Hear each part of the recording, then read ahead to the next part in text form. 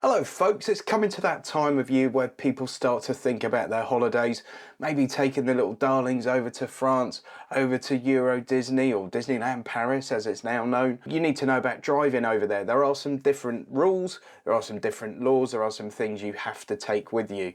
So we're going to cover what you need to take with you, what's recommended to take with you, a few sort of different driving laws over there and a couple of useful tips for you. So let's crack straight on. Firstly is check your motor insurance. Make sure your motor insurance covers you to drive in Europe. Most do, without the need to inform, but do check that because all policies differ, and it might be a case that you need to pick up the phone and make sure you're covered for the period you're driving. If so, they might ask you what countries you're going to and for how long. You also need to take your insurance certificate with you, and it's a really good idea to take your policy document with you as well. Now you now need UK stickers for your car, not GB. The rules changed on that a little while ago. If you've got GB stickers, get rid of those. You now need UK. Some people use the magnetic ones as well. Just make sure the magnetic ones actually stick to your car before you travel, because on some cars they don't, and you don't want to be at the Eurotunnel departure area with the things sliding off the back of your car and maybe have to go into the shop there and spend about a tenner on one.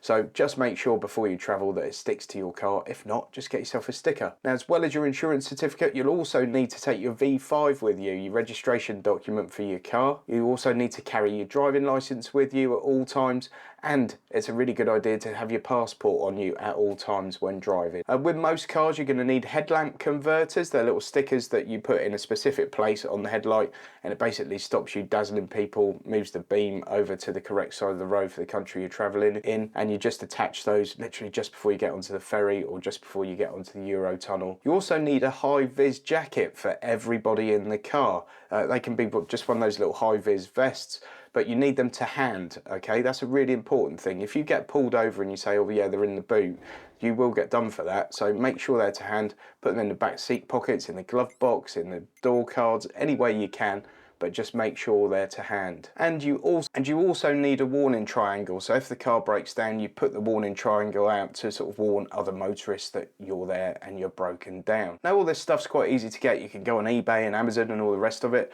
I actually got sent a full kit by a company called Drive Safe and Legal. It's drivesafeandlegal.co.uk. I'll put a link in the video description and show it on the screen for you now. They've also given me a discount code, which is NotAGuru10. Right, that gets you 10% off anything you buy on their site. It's not sponsored, I'm not getting commission or anything. They've just sent me this and said that any viewers can have 10% off. They've sent me this here, which is an RAC kit. You can get these from 25 quid up to about 40 quid. And they've basically got all the things that you need. And they're in this nice, big, convenient sort of carry thing, which has got Velcro on the bottom, so you can stick it in the back of the car and it's not going to slide around everywhere. And it really just stops you having to shop around and dig out all the different bits for yourself. So there's your headlamp converters. We've got 4 of these high-vis vests. We've got a spare bulb kit, which we'll come to in a second. Got 2 warning triangles in this kit. We've got the UK, this one actually gives you a sticker and a magnetic version. Also got a first aid kit, which I didn't mention, you need one of those as well, and a little LED torch, which is always a useful thing to have in the car. Now it's also recommended that you take breathalyser kits. It used to be law to carry those in France. I don't believe it is anymore, but it's sort of always on the recommended list whenever you read anything about what you should take. These little disposable breathalyser kits, a couple of quid each on eBay or something. The spare bulb kit, which we've got, again, it's just good practice to have one of those. I think if you get stopped for having a light out and you don't have a spare bulb with you, you know, that's where you're going to get a fine. So it's just a good idea to have it. Fire extinguishers, another one. For vehicles registered in France, they have to carry a little fire extinguisher. For everyone else, it's just recommended that you do, but you don't have to have one. And then, as I said, the first aid kit, and really it's just good practice to carry a first aid kit in the car, isn't it? So the major traffic rules, well, the main one is you drive on the right, don't drive on the left. It's as simple as that. In most of Europe, there's a lower drink drive limit than in the UK. You also need to check the child seat rules because they are quite different in Europe. And it might be that in the UK, your child no longer needs to be in a child seat, or you have it facing a certain way or in a certain position. The rules around child seats are different in Europe, and I suggest you look up the latest sort of rules and regs on that at the time you watch this video and see how it affects you and your kids. Right, Right, this is an interesting one. You must turn off any speed camera detectors, and that could be in the sat nav in your car or on any apps that you're using. So if you're using Waze or something and it's got speed camera detector on it and you get pulled over, you will get fined for having a speed camera detector, and it's quite hefty. So turn those off.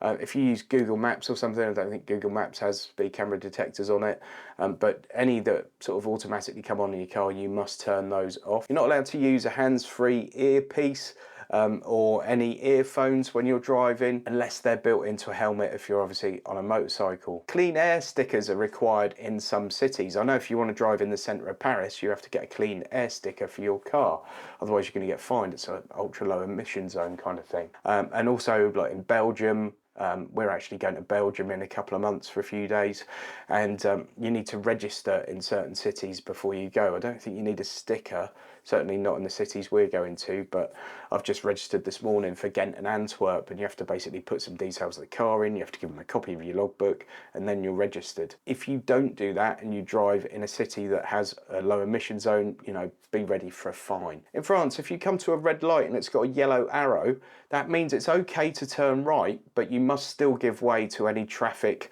or pedestrians.